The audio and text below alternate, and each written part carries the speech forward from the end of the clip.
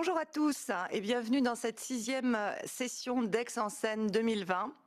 Je suis Bénédicte Alagniou, journaliste au Parisien et aujourd'hui en France, et je vais avoir le plaisir d'animer cette session dont le thème est réinventer des institutions rejetées. Alors les personnalités qui vont nous permettre de mettre en lumière les enjeux de cette thématique ambitieuse sont alors présents dans le studio Julia Cagé, qui est professeure d'économie à Sciences Po Paris, Jean-Frédéric Deleusse, qui est le président du directoire d'UBS France, Martial Foucault, qui est le directeur du CEVIPOF, et André Cartapanis, professeur à Sciences Po Aix, membre du Cercle des économistes, qui va coordonner cette session.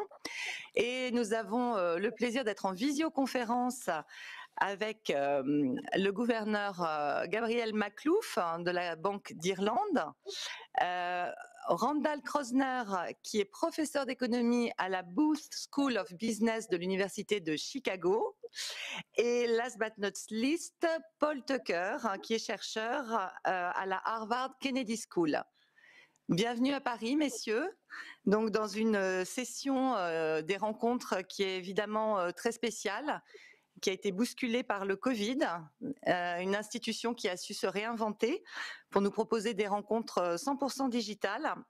Donc le public n'est pas présent. Ici dans le studio, nous respectons les règles de distanciation. En revanche, nous vous invitons d'ores et déjà à poser les questions, vos questions sur le site lesrencontreséconomiques.fr à la rubrique Je lance le débat. Nous avons déjà des questions qui sont arrivées.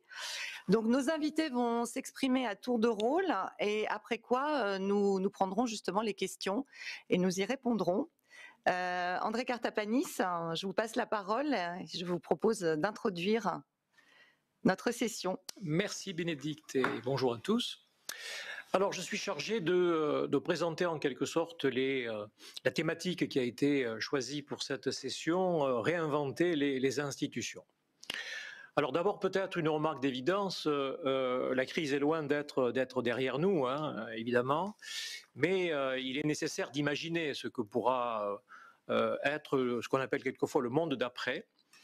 Et je dirais que si le monde d'après la crise ne ressemble pas à ce que nous avons connu jusqu'à la crise, alors c'est que les institutions qui en définissent les règles du jeu, qui pallient les défaillances des marchés, auront changé. En effet, on sait que, en se référant par exemple aux travaux de North ou encore de James Robinson et d'Aaron Acemoglu, que les institutions défaillantes sont au cœur du recul des nations. Mais il est peut-être utile de rappeler ce que nous entendons par institution, car cela ne se limite pas à la dimension politique. Cela recouvre les règles de droit qui encadrent le comportement des agents économiques, l'articulation entre les politiques publiques et le jeu des marchés. Cela également concerne les attributions de l'État-providence, les formes que cela peut emprunter, les croyances, les idéologies qui gouvernent tel ou tel type de capitalisme, et donc le contrat social qui marque le fonctionnement au plan économique de chaque État-nation. Alors avant la crise, ces institutions, en tout cas certaines d'entre elles, avaient été assez largement décriées, critiquées. Évoquons par exemple la perception d'États jugés tentaculaires ou inefficaces, des banques centrales qui pouvaient être trop attachées à la stabilité des prix, en abandonnant un certain nombre d'autres types d'objectifs, des institutions également, par exemple, comme les autorités prudentielles, qui ont pu faire l'objet de critiques. Donc, il y avait un certain nombre d'interrogations. Mais il me semble que face à la crise que nous vivons et qui est loin d'être terminée, il y a un certain nombre de changements institutionnels qui aujourd'hui paraissent raisonnables du point de vue de la reconstruction d'un ordre économique qui soit de nature non seulement à pallier les failles issues de la crise, mais également ce dont nous héritons, un certain nombre donc de dérèglements qui avaient marqué les économies. Alors je dirais que dans ce cadre, il est douteux qu'on soit à la veille d'un grand soir, avec de nouvelles institutions qui soient de nature à modifier la cohérence d'ensemble des différentes économies nationales, je crois plutôt qu'on va être en présence d'un processus incrémental, avec un certain nombre de modulations apportées au niveau des formes d'organisation ou peut-être également du point de vue des objectifs. Et cela à la fois par rapport à ce qu'étaient les éléments hérités du passé, mais aussi quant à la façon dont la crise a été gérée. Et je crois qu'il y a des leçons à tirer quant à ce mode de sauvetage qui s'est développé depuis maintenant à peu près 4 ou 5 mois. Alors pourquoi ? Je crois en effet qu'il y a des leçons à tirer du point de vue des principes ou des objectifs qui ont caractérisé les politiques publiques au moment du déclenchement de la pandémie. La résilience face au choc extrême, finalement, s'est substituée à l'efficacité face à des turbulences de court terme. La coopération, et non pas seulement la mise en opposition ou la mise en concurrence entre les États, également à l'intérieur du monde de l'entreprise, s'est substituée donc à des concurrences acerbes, des concurrences intenses. Un autre élément me paraît important, c'est une sorte d'inversion dans la hiérarchie des valeurs. Il est clair que la solidarité entre les hommes et la valeur sociale de leur survie, plutôt que simplement la maximisation des richesses, ont gouverné un certain nombre de décisions. Et puis on le voit aussi sous l'angle des modes d'intervention de la part des pouvoirs publics. Jusqu'alors, il y avait une sorte de spécialisation sur des mandats ou sur des tâches bien précises. Et à l'inverse, on a vu une polyvalence, une multiplicité des objectifs ayant caractérisé les États, les banques centrales, les superviseurs. Je vais y revenir. On s'est un peu éloigné des règles codifiées, des mandats, pour une action beaucoup plus discrétionnaire, y compris d'ailleurs en transgressant de nombreux tabous qui pouvaient intervenir en matière d'endettement, par exemple, ou du côté de ce que sont les actions des banquiers centraux. Typiquement, les banques centrales, par exemple, ont répondu à cet événement extrême qui était la pandémie, loin de leur mandat. Et l'explosion de leur bilan n'est pas loin de ressembler au principe de la monnaie hélicoptère, même si en termes de principe, les banques centrales rejettent ce type d'approche. Même chose du côté du crédit. Le crédit bancaire, désormais garanti par les États, s'apparente à une sorte de sauvetage en dernier ressort des entreprises. On peut également noter l'explosion des déficits budgétaires et d'une certaine manière, les indemnités de chômage partiel ressemblent un peu à la notion de revenu universel. Et donc, dans un cadre relativement discrétionnaire, pragmatique, il semble qu'il y ait eu une véritable adaptation quant à la façon dont les institutions ont pu fonctionner pendant cette période de crise. Alors, ce ne sont que des exemples, on pourrait éventuellement y revenir. Je voudrais conclure cette entrée en matière en disant que la question qui se pose est de savoir si ce renouvellement, tant du point de vue des objectifs que du point de vue des formes d'organisation à l'intérieur des institutions, est finalement spécifique d'un contexte de crise et ne saurait par conséquent être de nature à pouvoir donner naissance à une pérennisation. Ou au contraire, est-ce qu'il n'y a pas là des éléments de réponse qui finalement sont apparus face au précipice, mais dont on doit tirer finalement des leçons par rapport à la reconstruction des institutions de l'après-crise. Voilà en quelque sorte les quelques éléments de cadrage du point de vue du contenu de cette session. Merci. Merci beaucoup, André Kartapanis. Randall Krosner, vous êtes aujourd'hui professeur d'économie, mais en 2008, vous avez joué un rôle clé dans la crise financière qui a ébranlé déjà notre planète à la tête de la Fed. Donc, ça serait très intéressant pour nous d'avoir votre regard et de voir comment la crise sanitaire répond à cette crise financière et les enseignements que vous en tirez.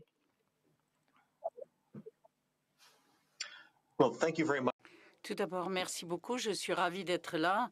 J'aimerais bien être là physiquement en France. Je suis juste de l'autre côté de la Manche, à Londres, très près de notre nouveau campus de l'Université de Chicago. Nous en avons un en Europe depuis très longtemps. Avant, on était à l'arrêt de métro de Bank et maintenant, on est à Saint-Paul. Comme vous l'avez dit, j'ai été gouverneur de la Fed de 2006 à 2009 pendant la dernière crise financière.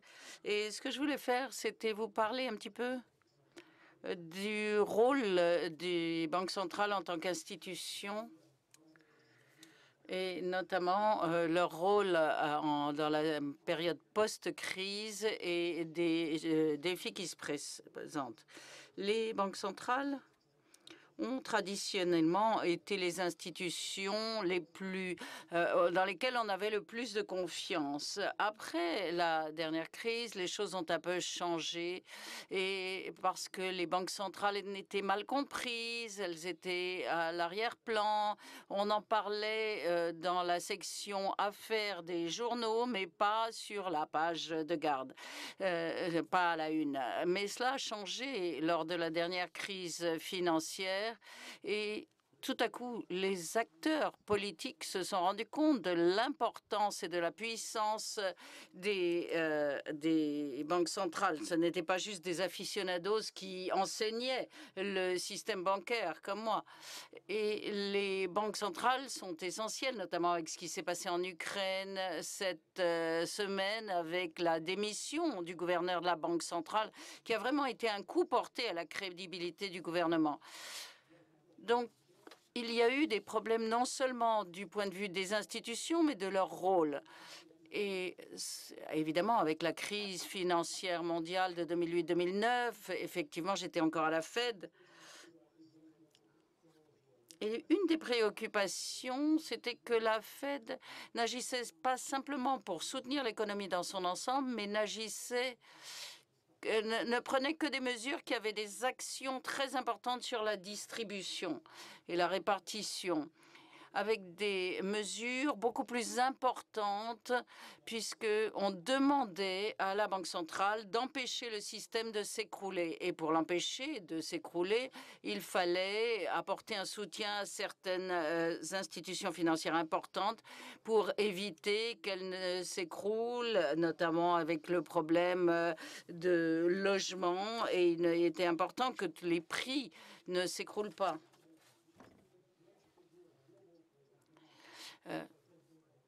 Et on a pu, par exemple, au Japon, avoir une aide qui a permis une récupération plus importante. La préoccupation était le fait que l'on apportait cet argent aux institutions, à Wall Street, plutôt que de le donner aux citoyens qui en avaient besoin. Une des réformes introduites est ce qu'on appelait la réforme Dodd-Frank, c'est-à-dire que la Fed n'avait plus le pouvoir de prendre certaines de ces mesures par elle-même. En effet, par le passé, on avait donné à la Fed le pouvoir d'agir par elle-même dans les cas d'urgence et de prendre des mesures qui ne seraient pas acceptables en temps normal. L'idée a donc été de prendre des mesures qui éviteraient d'avoir une situation comme la Grande Dépression. Mais la réforme dite Dodd-Frank a dit la Fed ne peut plus faire cela sans l'approbation du ministre des Finances. À l'époque où j'étais là-bas, on travaillait de manière très étroite avec le secrétaire du Trésor américain, Frank Parsons.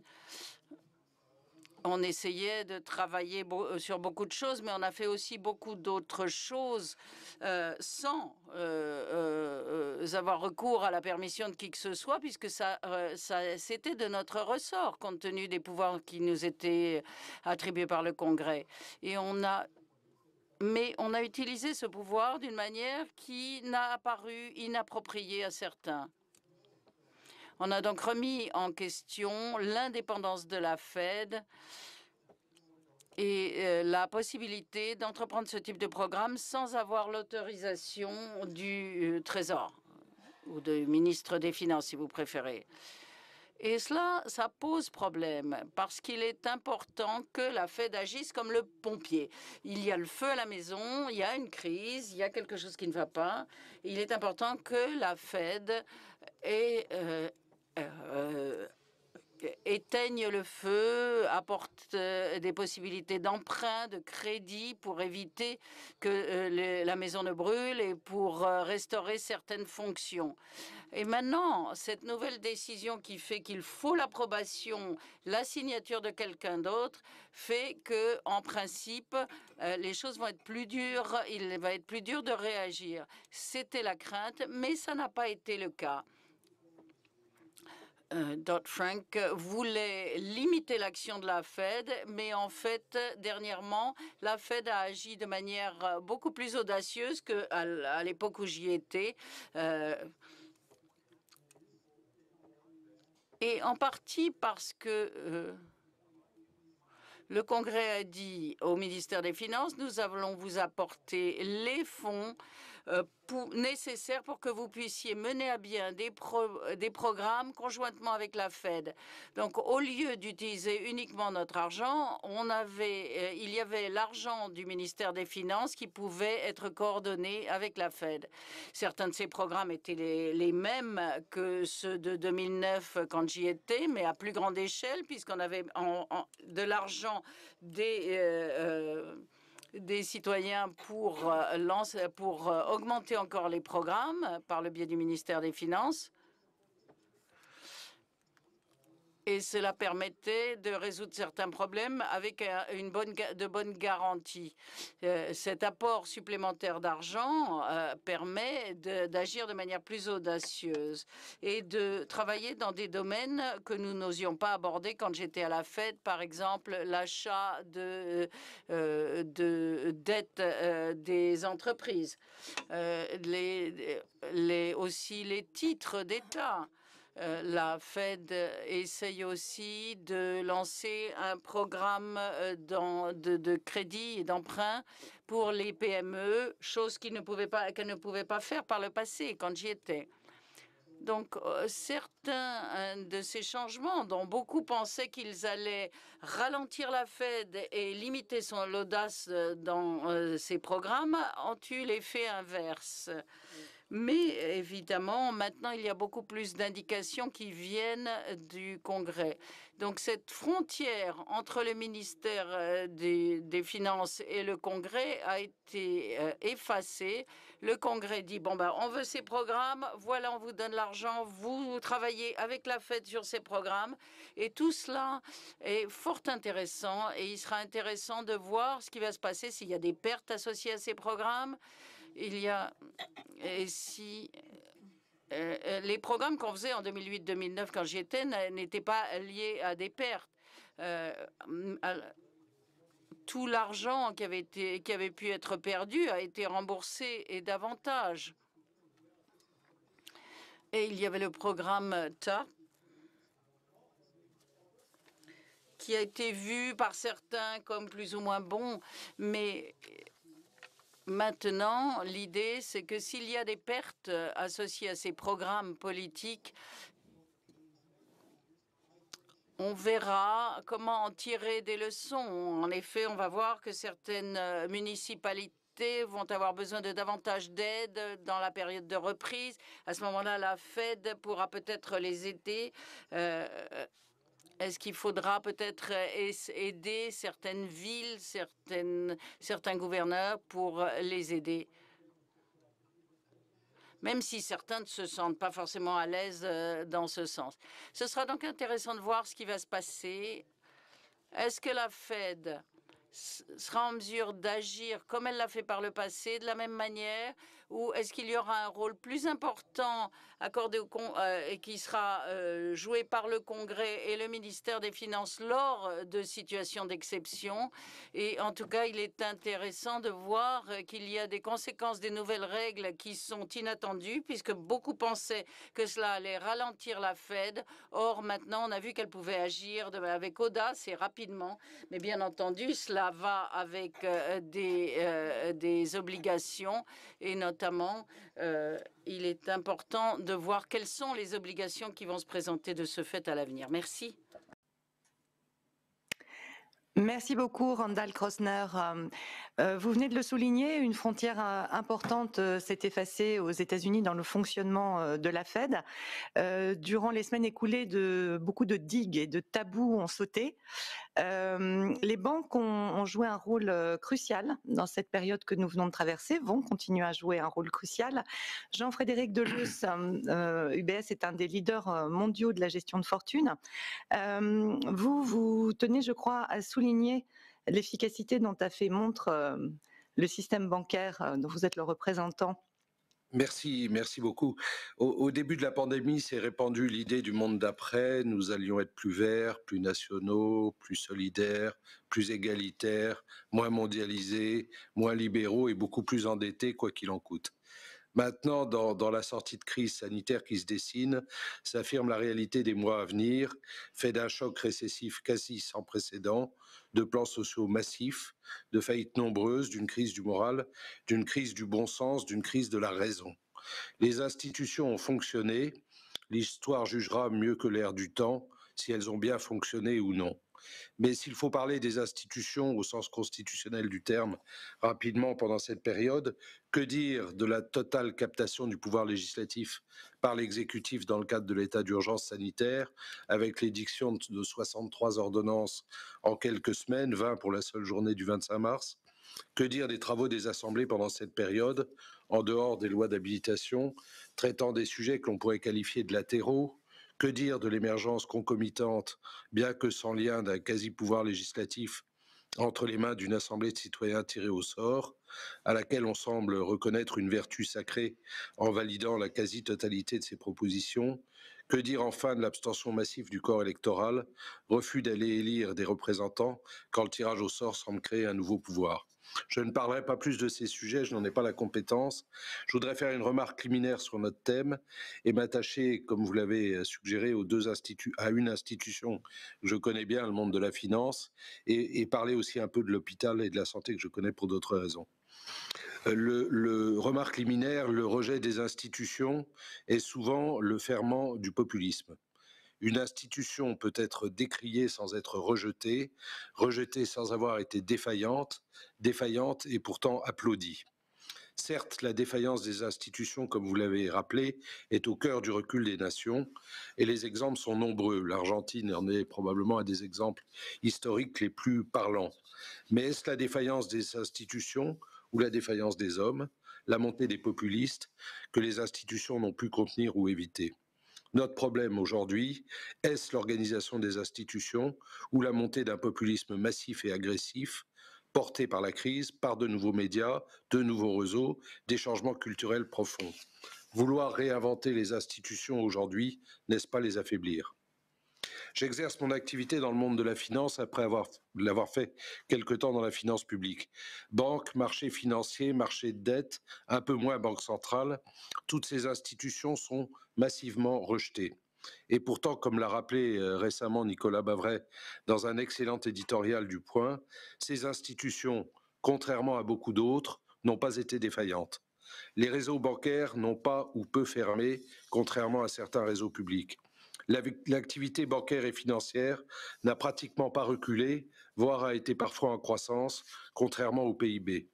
Les banques ont distribué massivement les prêts garantis par l'État en France pour plus de 110 milliards, augmentant donc leur propre risque de plus de 11 milliards, permettant très vite à beaucoup d'entreprises de traverser un cap de trésorerie qui aurait pu être fatal. Les banques centrales ont massivement assuré la solvabilité des États, comme vous l'avez dit, en faisant exploser leur bilan. Notre pays empruntera cette année probablement 600 à 800 milliards d'euros. Est-ce possible sans le soutien des banques centrales, des marchés de dette, des émetteurs, sans que les taux d'intérêt ne frémissent? Sans des institutions financières performantes, nous n'aurions pas traversé ce choc. Contrairement à la crise précédente, les banques ne sont pas le problème, mais la solution. Et pourtant, les idées fausses ne manquent pas. Ne pas rembourser les dettes, mais qui nous prêtera demain les centaines de milliards dont la France a besoin? Ne pas rémunérer les capitaux bancaires par dividendes, mais qui a pris les risques pendant cette crise, si ce n'est les actionnaires des banques? réglementer une fois de plus le banquier décrié, mais le précédent round de réglementation a considérablement affaibli le système bancaire européen au très grand profit de l'américain. La finance est peut-être une institution rejetée, mais gardons-nous de la réinventer. Il n'y a pas de nouvelle finance comme il n'y a pas eu de nouvelle économie à l'explosion de la bulle Internet il y a 20 ans. La deuxième institution que je souhaiterais évoquer, c'est l'hôpital. J'ai le privilège de présider une fondation active dans le domaine de la santé et de la recherche sur une pathologie épouvantable. Ce mandat me conduit à pratiquer les milieux de santé depuis une dizaine d'années, à monter avec eux des projets avec une très grande admiration pour l'engagement, l'intelligence, le dévouement des professionnels qui nous soignent. Est-il une institution plus applaudie tous les soirs à 20 h que l'hôpital? Est-il une institution qui, plus que celle-ci, a besoin d'être réinventée? Réformer l'hôpital, ce n'est pas du populisme, ce n'est pas de la dépense publique supplémentaire, ce n'est pas céder aux différents corporatismes qui peuplent ce monde sclérosé, hyper bureaucratique, c'est donner de l'air, de l'autonomie de gestion, de la décentralisation, tous principes qui se sont imposés dans l'urgence comme seule solution de fonctionnement au cours des semaines de crise. C'est mettre fin à la folie de la paperasse, disait Martin Hirsch il y a quelques jours, folie qui conduit l'assistance publique hôpitaux de Paris à employer plus de 48% de son effectif en tâches non médicales, plus de 1500 personnes dans son seul service de facturation pour faire payer des gens qui généralement ne paieront pas, soit qu'ils soient couverts par des mutuelles, par la CMU, soit parce qu'ils n'en ont pas les moyens. L'hôpital a été au cœur de cette crise et l'hôpital mérite d'être applaudi, mais sortir de cette crise sans réinventer l'hôpital serait dramatique. Nous évoquons souvent, au sortir de cette crise, les deux épisodes de sursaut français qui ont été 45 et 58. Ce ne sont pas les institutions qui font réussir un sursaut, ce sont les hommes.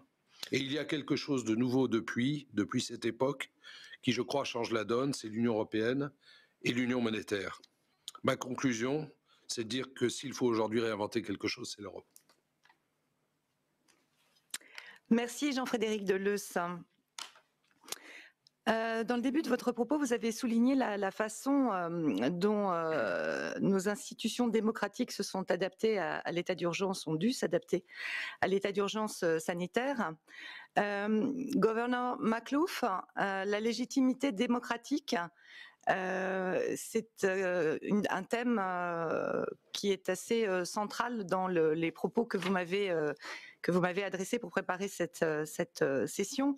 Je ne résiste pas au fait de citer la fin de votre mail où vous me disiez, pour paraphraser Keynes, les institutions qui réussissent doivent être à la fois intentionnelles et désintéressées, distantes et incorruptibles comme un artiste, et parfois aussi terre à terre qu'un politicien.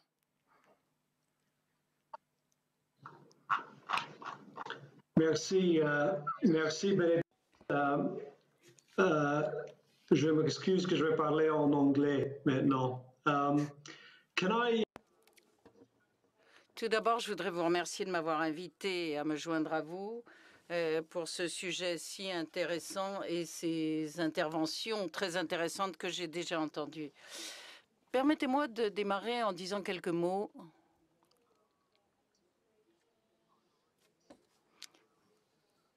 qui ont soit déjà été dits, soit été dans l'introduction de cette session. Tout d'abord, je n'accepte pas le fait que les institutions ont été rejetées. Je suis d'accord que les institutions, et pas uniquement les institutions économiques d'ailleurs, ont été sous pression depuis quelques années. Là, je suis d'accord, notamment au plan de leur rôle social. Je pense qu'il importe, quand on parle de la crise actuelle, d'être conscient qu'il n'y a pas d'échec du système financier. Parfois, j'ai remarqué que certaines personnes parlent de ce qui se passe à l'heure actuelle comme si c'était la même chose que ce qui s'était passé il y a 10 ans. Or, les choses sont très différentes et le système financier actuel a été relativement résilient et a soutenu les économies, les foyers, les ménages, les sociétés, les entreprises à travers ce choc.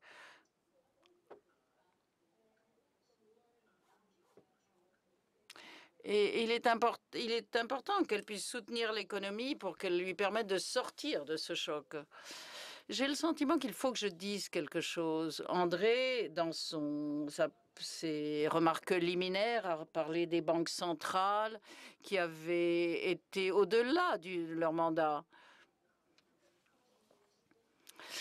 Quand on en tant que au directoire de la Banque centrale européenne, je ne pense pas que nous ayons dépassé notre mandat et quand nous avons pris les décisions que nous avons prises au mois de mars, nous étions parfaitement conscients du mandat qui était le nôtre.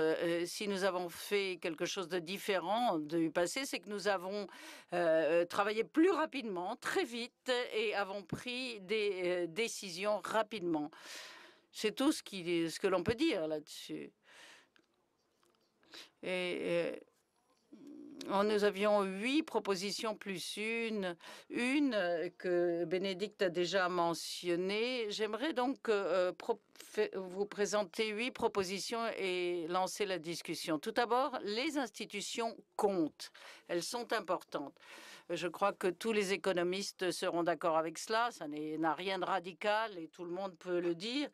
Elles sont importantes parce qu'elles permettent de réduire les incertitudes, d'appuyer et de soutenir les investissements des ménages, des gouvernements, des entreprises. Et je pense qu'on peut lire beaucoup là-dessus. En deuxième point, les institutions qui œuvrent hors du spectre des processus électoraux sont mieux en mesure de prendre des décisions à moyen et à long terme que les institutions qui sont soumises à des processus électoraux. Beaucoup d'entre nous seront, je pense, d'accord là-dessus. Troisième point, les mandats des institutions politiques qui réussissent sont des mandats qui sont légitimes démocratiquement. Il est important d'avoir cette légitimité démocratique si une institution veut réussir. Ma proposition suivante, c'est que les institutions doivent être conçues en fonction des contextes. Une institution qui est conçue pour un contexte donné ne va pas forcément fonctionner dans un autre contexte. Qu'est-ce que j'entends par là? Il existe des différences culturelles et je pense que les institutions que nous représentons les uns et les autres ici opèrent en Europe ou dans le monde dit de l'OCDE, si je peux le dire ainsi, et ne fonctionneraient pas forcément dans un contexte culturel différent. Et inversement. Il y a aussi le temps qui est important. Certaines institutions ont été créées à un moment et ne sont pas forcément pertinentes à l'heure actuelle. Et certaines institutions mondiales étaient l'étalon or à une époque.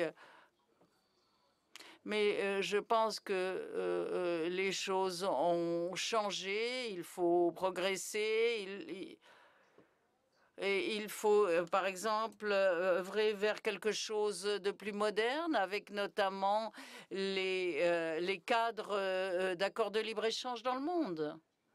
Et ces cadres ont changé. Si vous regardez les partenariats particuliers, les accords de partenariat spécifiques,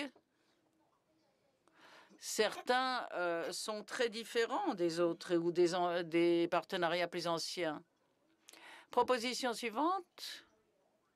Les institutions qui œuvrent hors du processus électoral, comme je l'ai dit, c'est-à-dire les agences indépendantes, comme a décrit Paul Tucker dans son ouvrage, doivent rendre des comptes à la communauté dans son ensemble.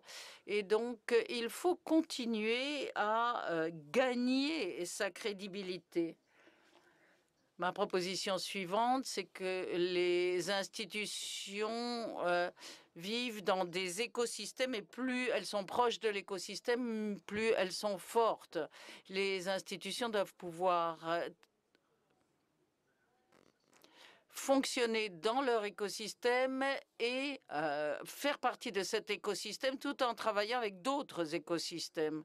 Il faut travailler ensemble, ce qui m'amène à l'objectif important qui est le dernier, c'est-à-dire faire monter le niveau de vie de la société. Il est important de pouvoir expliquer clairement les jugements politiques, les décisions prises. Il est important que le public comprenne quel est votre rôle. Et en tout cas, les institutions et plus particulièrement les banques centrales doivent expliquer l'incertitude dans laquelle elles œuvrent.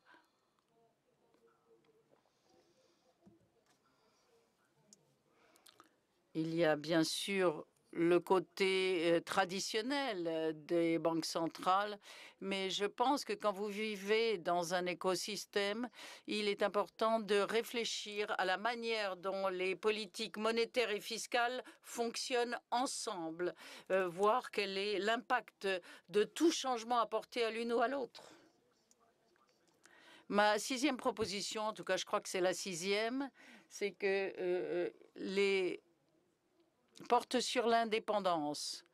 Le fait d'être indépendant ne signifie pas que l'on est isolé.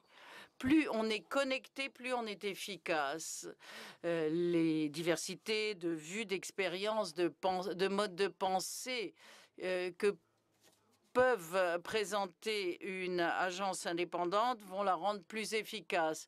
Et la dernière proposition, qui est en fait la huitième, c'est qu'un succès passé ne signifie pas que l'on va réussir à l'avenir. Les institutions doivent s'adapter au changement des écosystèmes. Et il y a toujours un danger d'échec si elles ne s'adaptent pas. Si on ne se concentre pas, si l'on ne se concentre que sur la préservation des institutions, on risque de les affaiblir. Si j'ai cité Keynes, comme l'a dit Bénédicte, c'est que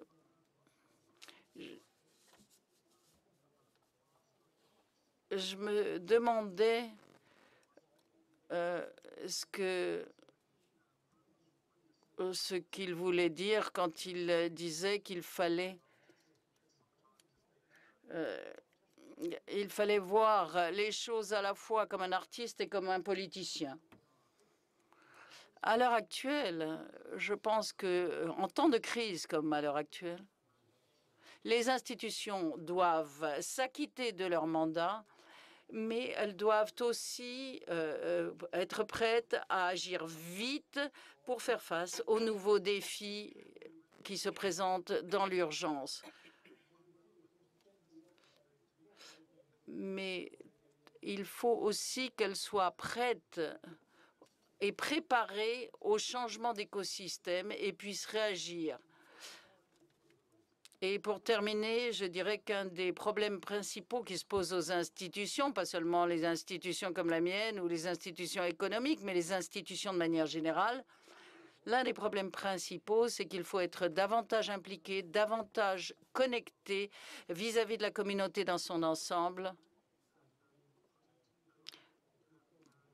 Il faut avoir une narration, raconter quelque chose que les gens puissent comprendre, qu'ils comprennent ce que nous faisons et pourquoi. Je m'arrêterai là et je serai ravie de répondre à vos questions. Merci. Thank you so much, Governor.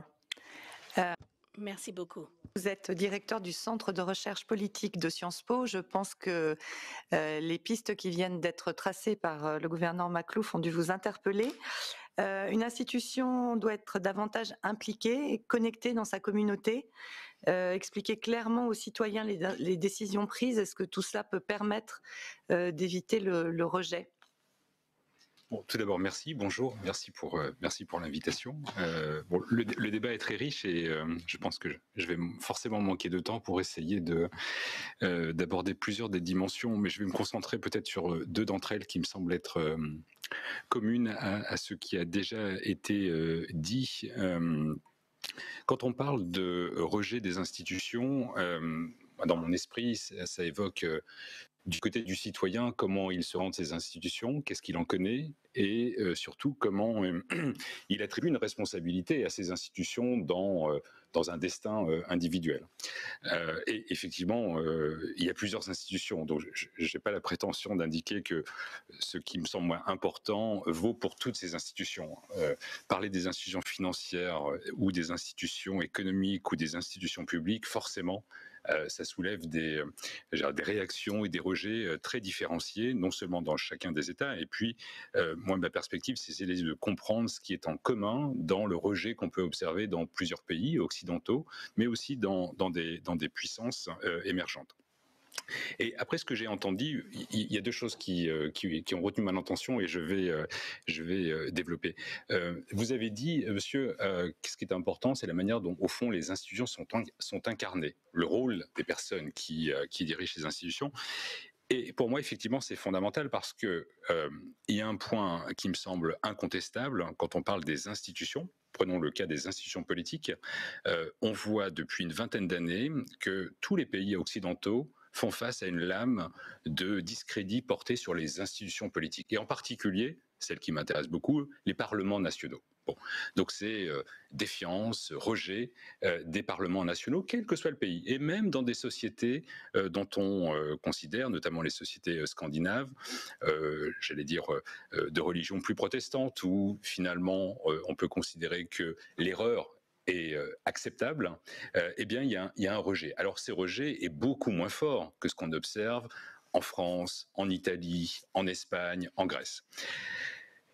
Moi, ce qui m'intéresse, et c'est au fond un travail qui a été mené avec d'autres collègues, c'est de s'interroger sur ce monde d'incertitude. On parlait de la crise sanitaire, c'est une incertitude, parce que personne, il y a 6 mois, ne pouvait imaginer les répercussions de cette crise. Tout comme on a parlé de la crise financière de 2008 ou crise Internet au début des années 2000. Ce sont des risques ici appréhendés soit de manière économique et de manière sanitaire. Moi, ce qui m'intéresse, c'est de comprendre les conséquences de ces incertitudes qui deviennent des risques sur la cohésion des sociétés. Et il me semble, mais je ne suis pas un expert, donc je jette un ballon ici, il me semble qu'au fond, le risque économique ou le risque pour les agents économiques le plus sérieux, c'est probablement le risque politique. Au sens d'une instabilité qui produit finalement des anticipations totalement désorganisées ou moins certaines. Et donc, quand on parle de rejet, moi c'est la question que je me pose et que l'on s'est posée, et je crois qu'on a un début de réponse, mais c'est pas parfait. La première question que l'on s'est posée, en lien avec ce qui est évoqué, la montée des populismes. Des populismes, et je ne vais pas les qualifier parce que sinon la session va être beaucoup trop longue. Mais au moins, on peut se mettre certainement d'accord sur l'idée qu'on peut définir les populismes comme des forces anti-système. D'accord. Et ce qui va nous permettre de voir qu'on a des populismes de gauche comme de droite, et populisme de gauche dans un pays n'a pas d'équivalence nécessaire dans un autre pays. Donc ces forces anti-système vont établir que effectivement l'insatisfaction de la vie menée par des individus ils vont tenir certaines des institutions pour responsables de ce mal-être. Et ça, c'est commun dans tous les pays. Globalement, l'insatisfaction individuelle, elle n'est pas seulement rejetée sur le représentant politique, mais sur un ensemble d'institutions. Et alors ça, c'est vraiment le carburant premier du populisme, de la montée des populismes. Mais il y a un deuxième, alors ça c'est commun à beaucoup de pays, il y a un deuxième élément qui nous a frappé dans le travail qu'on a pu mener, c'est d'observer qu'au sein de ces sociétés hétérogènes, différentes, je parlais de la dimension culturelle, mais on peut aussi intégrer des dimensions d'évolution sur un long cours de la place de l'État dans ces sociétés, il y a un élément qui sépare l'attribution de la responsabilité d'une insatisfaction, au fond, c'est ce que je vais appeler, vous avez parlé tout à l'heure de contrat social, effectivement c'est un élément important, parce que ces institutions, elles ont au cœur d'essayer de rendre stable ce contrat social, et stable et clair. Or, l'élément qui divise les individus, qui trouvent dans le populisme des réponses à leur mal-être, c'est ce qu'on a appelé la défiance interpersonnelle. C'est pas la défiance vis-à-vis des représentants politiques, c'est pas la défiance vis-à-vis des institutions qui sont parfois totalement désincarnées, mais c'est une défiance vis-à-vis des autres pour faire contrat social. Et alors là, on a d'immenses différences. Et il me semble que c'est le point très important. Si l'on veut réinventer ces institutions, il faut que ces institutions, en plus d'être incarnées, en plus, d'une certaine manière, d'être lisibles ou visibles, et parfois les deux, il faut qu'elles acceptent, d'une certaine manière, un nouveau mandat qui est de produire de la confiance interpersonnelle. C'est-à-dire faire en sorte qu'on ne soit pas défiant vis-à-vis de son voisin ou autant que son collègue de travail ou une personne qu'on rencontre pour la première fois. Et on voit bien que c'est pour ça que c'est très complexe cette notion de populisme, parce que dans certains cas, prenons la Pologne, ce populisme, il est essentiellement alimenté par une phobie de l'autre, de l'étranger. C'est un petit peu la même chose qu'on a vu pendant le débat sur le Brexit, cette figure du Polonais qui représentait une menace. Et donc on a une diversité de cas.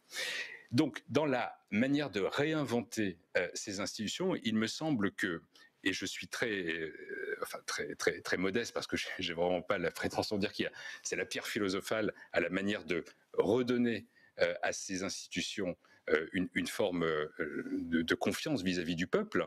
Mais quand j'entendais tout à l'heure le gouverneur évoquer la question des institutions électorales en disant que il ne faut pas tout mettre sur ces institutions électorales parce qu'elles sont sujettes à beaucoup d'instabilité, peut-être qu'on peut voir les choses différemment. Au fond, ce que les individus, les citoyens réclament pour précisément aller vers ce bonheur, et le bonheur est une notion très complexe et parfois difficilement quantifiable, et peut-être qu'il ne faut surtout pas la quantifier, mais au fond, les citoyens réclament une certaine légitimité démocratique de ces institutions, ce qui ne veut pas dire que ces institutions doivent nécessairement passer par un processus électoral pour désigner des membres. C'est pas cela, c'est que l'on comprenne, au fond, c'est ce qu'un historien comme en France, Pierre Rosanvallon, appelle la question de l'attribution de la responsabilité, l'imputabilité, enfin le accountability souvent employé. Bon, il n'y a pas une très belle traduction, l'imputabilité, la responsabilité, mais il faut qu'il y ait un lien de responsabilité qui puisse être établi et que les citoyens se rendent compte que, d'une certaine manière, on peut avoir de mauvais gouvernements. Alors, ils sont sanctionnés par les élections, mais qu'en est-il pour des institutions ? Quand les institutions font défaut.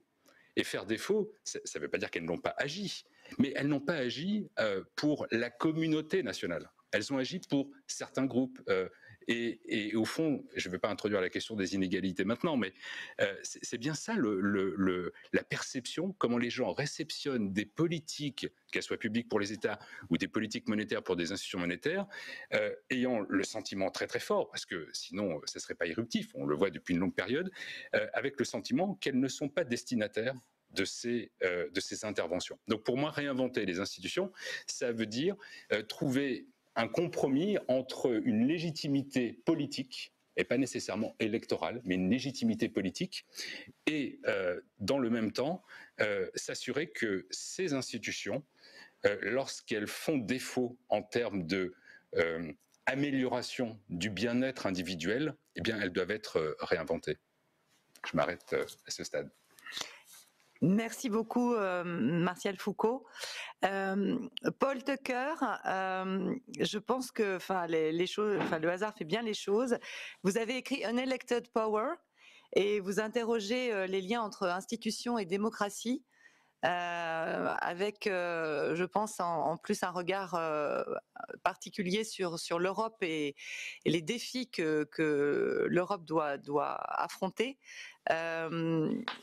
Je serais heureuse de vous entendre maintenant à la suite de Martial sur ces questions. Well, thank you very much. And I hope... Merci beaucoup. J'espère que vous tous et toutes vos familles n'avaient pas eu de problème de santé au cours des mois passés. Je suis triste, je dois le dire, de ne pas être à Aix pour cette conférence. Comme je dis à mes amis britanniques, aucun autre pays n'aurait l'imagination voulue pour combiner une conférence économique et un festival d'opéra. Et ça, c'est la France dans tout ce qu'elle a de meilleur. Je vais parler davantage des pouvoirs élus. De part et d'autre de l'Atlantique, nous vivons dans un monde où les décisions les plus importantes sont prises par des cours non élus, la Cour suprême, la Banque centrale, la Fed, la Banque centrale européenne. Or, ce qui a été dit à juste titre du fait que ces institutions devaient agir dans le cadre de leur mandat, et je suis certain qu'elles le font, laisse de côté un point important, c'est-à-dire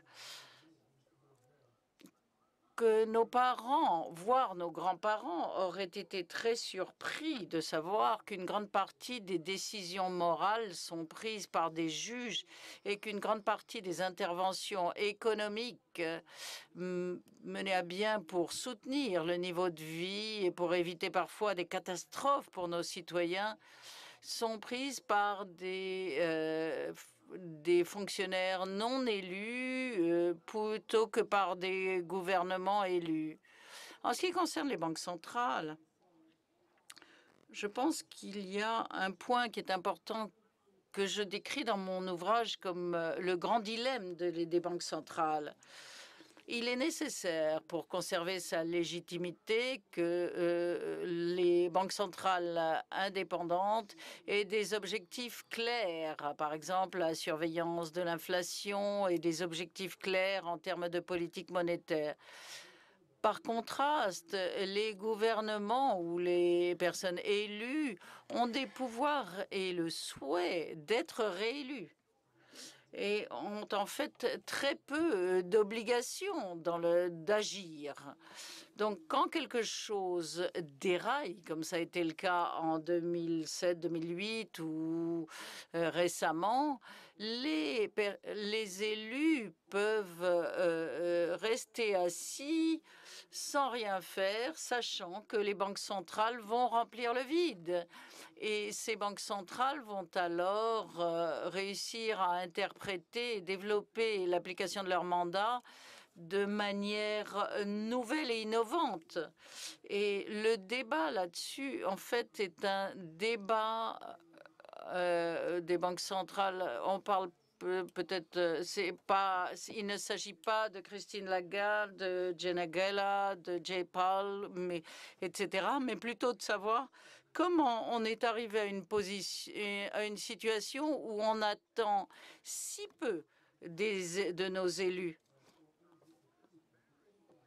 Et cela a un impact sur l'attitude du public, en fait, et sur leur confiance dans les élus. Et je crois que dans ce sens, les choses ont beaucoup changé. Si vous demandez à quelqu'un quel est le visage qu'ils associent au fait de sortir le monde de la dépression, beaucoup diraient que c'est Franklin Delano Roosevelt qui a sorti le monde de la dépression. Dans la crise 2007-2008, ni le président Bush ni le président Obama n'ont fait une présentation au peuple américain, n'ont présenté au peuple américain ce qu'ils faisaient en leur nom pour sortir le monde de la crise. Je crois qu'ils sont restés tout à fait dans la légalité, mais c'est une très mauvaise chose. Et c'est encore plus difficile en Europe parce que, comme beaucoup l'ont dit, dans la zone euro, la constitution économique est incomplète. Comme le disent beaucoup d'économistes orthodoxes, dont beaucoup ont été à la tête de la BCE et qui ne considèrent pas que l'union monétaire peut avoir des bases saines sans une certaine union fiscale pour la soutenir. Et ça a été un exercice extrêmement périlleux de continuer si longtemps en Europe sans cette union fiscale et on peut espérer corriger cela cette année. Et cela, c'est assez symptomatique de quelque chose de très remarquable. Comme on l'a entendu dans l'introduction et comme le disaient les économistes il y a 100 ans, lorsqu'ils ont failli ressenti que c'était les institutions qui comptaient pour la prospérité, pour la stabilité économique. Tout le monde semble avoir perdu de l'intérêt pour les institutions et les constitutions. Et si on voulait réparer nos sociétés, il ne faudrait pas uniquement se pencher sur la conception des banques centrales, mais aussi des partis politiques, des règles électorales. Et aussi des termes de l'emploi, de rémunération des fonctionnaires. Et je crois que compte tenu des défis géopolitiques que traverse le monde et qu'il va traverser dans les 10 à 25 ans, voire davantage, je pense qu'on ira bien au-delà des 25 ans, le meilleur exemple ou la meilleure comparaison dans l'histoire de l'Europe a été en fait la lutte entre l'Angleterre et la France qui a duré plus de 100 ans pour la domination et au XVIIIe voire au XIXe siècle. Donc, les institutions fonctionnent et doivent fonctionner non seulement pour faire mieux que la Chine, mais aussi pour bien fonctionner dans ce monde multilatéral. J'ai une proposition pour l'Union européenne dans ce sens. Il s'agit d'une proposition que j'avais faite la première fois que je me suis exprimée à cette conférence-ci en 2016. Et c'était déjà quelque chose que je ressentais à l'époque où la Grande-Bretagne faisait partie de l'Union européenne. Il est très regrettable que le Conseil puisse se réunir en tant que Sénat de l'Union européenne et que les citoyens ne puissent pas le voir. Il est possible pour des politiciens élus des États membres de dire une chose et d'adopter une position au Conseil pour arriver à un consensus et de dire quelque chose de totalement différent quand ils rentrent dans leur pays. Je pense que si il y avait eu une réforme qui aurait pu éviter le Brexit si on l'avait adopté il y a 10 ans, c'est celle-là. Et plus important encore que le Brexit, il y a un problème pour notre partie du monde. Si le corps législatif le plus important de notre continent, le Conseil des ministres de l'Union européenne, est opaque et permet aux ministres de dire une chose là-bas et une chose différente dans leur capitale. Merci beaucoup. Merci beaucoup, Paul Tucker. Eh bien, plus on avance dans notre débat, plus on voit l'importance de l'articulation entre les institutions et le fonctionnement démocratique. C'est une question qui est au cœur de vos travaux, Julia Cagé. Vous êtes enseignante à Sciences Po Paris, notamment, et c'est un sujet qui m'est très cher, notamment en ce qui concerne les médias. Oui, merci beaucoup, merci pour cette invitation. Je suis pas d'accord avec énormément de choses qui ont été dites ici et notamment je suis pas d'accord avec l'utilisation systématique du mot populisme et je pense que notamment le fait de définir les populismes comme des forces anti-système évite de s'interroger sur les dysfonctionnements du système lui-même et notamment sur les dysfonctionnements des institutions à l'intérieur de ce système. Je voudrais revenir par exemple sur ce qu'a dit tout à l'heure monsieur Jean-Frédéric Deleuze sur le recours, ça a été dit avec ironie, au tirage au sort. Pourquoi aujourd'hui on a un tel engouement pour le tirage au sort? Particulièrement, je ne suis pas particulièrement convaincu par le tirage au sort. Mais pourquoi aujourd'hui on a un tel engouement pour le tirage au sort? Tout simplement parce qu'on voit qu'il y a un très fort déficit de représentativité et notamment de représentativité de nos parlements. Si vous prenez le Parlement en France, c'est vrai également dans un certain nombre d'autres pays, et que vous regardez la composition, alors d'une part en termes de genre, on aurait pu espérer aujourd'hui qu'une femme rentre au gouvernement comme Premier ministre, ce n'est pas le cas, mais parlons du Parlement, en composition de genre, en termes de diversité, notamment de minorités visibles, ou encore plus en termes de représentativité des différentes classes sociales. Il n'y a pas du tout de représentativité à l'intérieur du Parlement.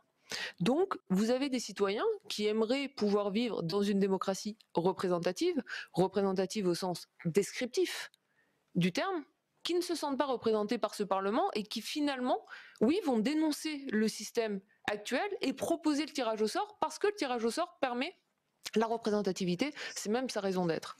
On pourrait vouloir réformer ces institutions et mettre en place des règles, comme on l'a fait en termes de parité femmes-hommes, donc penser une parité sociale, par exemple, au niveau des élections législatives, pour avoir un Parlement plus représentatif. Et là, on améliore l'institution en faisant de la sorte et on évite que l'institution soit remise en cause. Prenons une autre institution, puisque vous avez aussi évoqué la très faible participation électorale aux dernières élections municipales. Alors, il y a des raisons complètement conjoncturelles, on ne va pas revenir dessus, mais on sait quand même tous très bien qu'il ne faut pas se cacher derrière le petit doigt du Covid et que même hors Covid, on a une tendance, Martial a beaucoup travaillé aussi sur ces questions, à voir la participation électorale s'effriter d'année en année.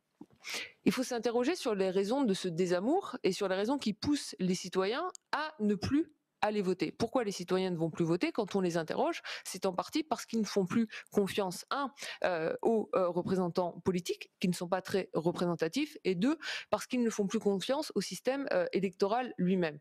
Dans le contexte français, dans le contexte états-unien également, on voit qu'il y a un enjeu massif qui est celui du financement des élections et du financement des partis politiques et du phénomène de capture, qui est un phénomène qui m'intéresse particulièrement, notamment celui de la capture du jeu électoral par les dons qui sont faits aux candidats et aux partis politiques, sur lequel on ne s'interroge pas.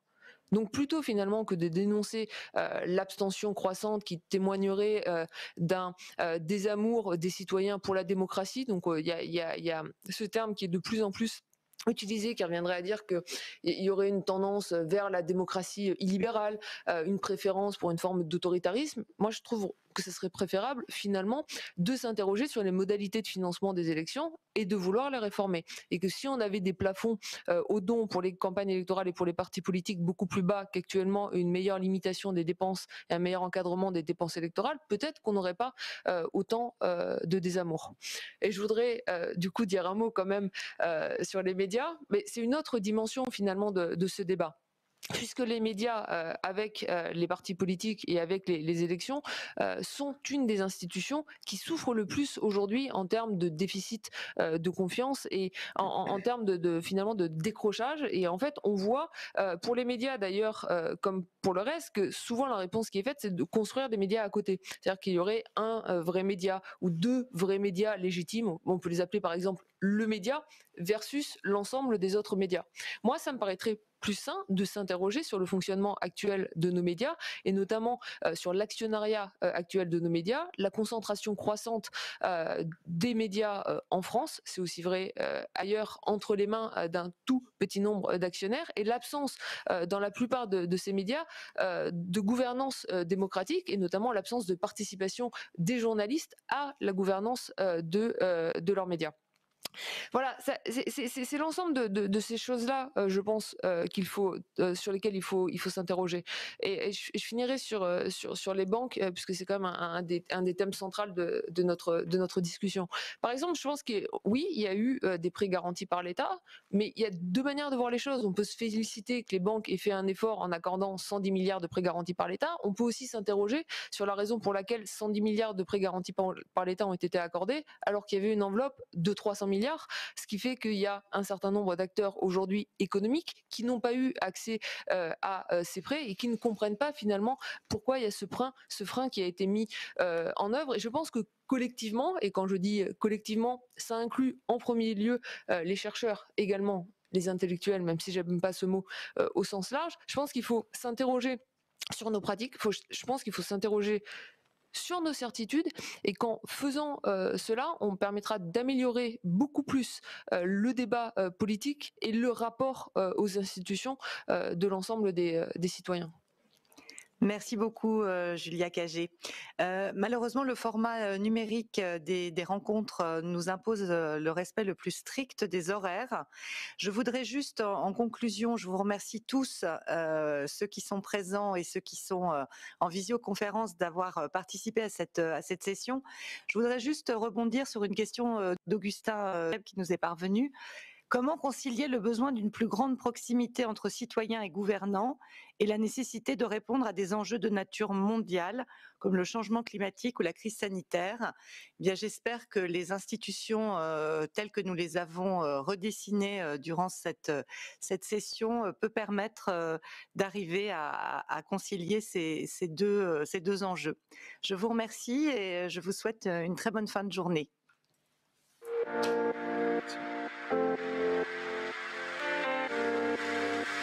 Merci.